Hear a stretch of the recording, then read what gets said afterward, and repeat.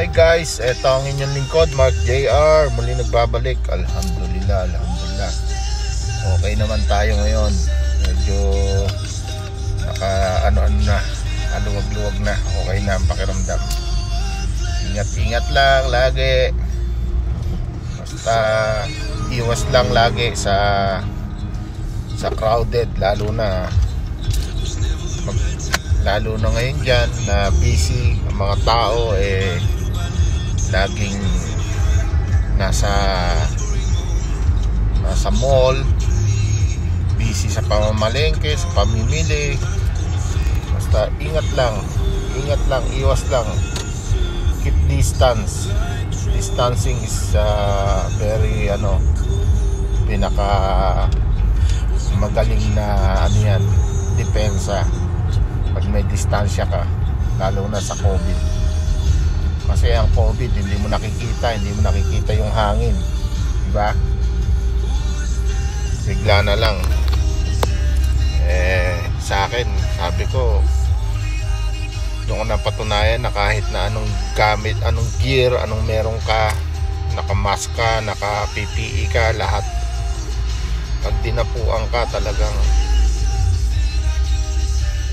sorry ka na lang, kasi ibang pakiramdam.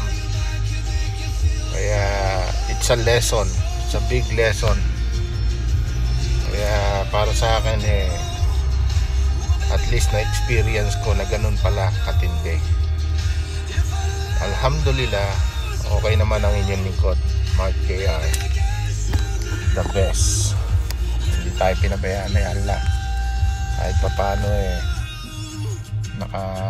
tayo, napaglabanan natin yung pandemic na to, itong sakit na to, diba? Yeah, ingat lang lagi mga guys. Itong lingkod, muli nangangamusta sa inyong lahat dyan. Punta ko mamundo kayo noon. Happy holiday. Alam niyo naman, ang inyong lingkod is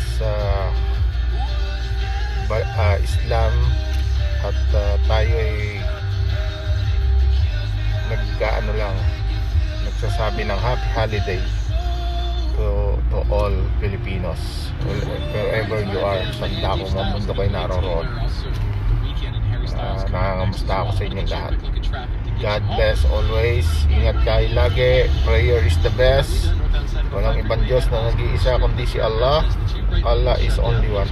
Nobody but nobody. Siya lang ang makapangyarihan sa lahat, at siya lang ang nagbibigay ng biyaya sa bawat nilalang niya. Alhamdulillah.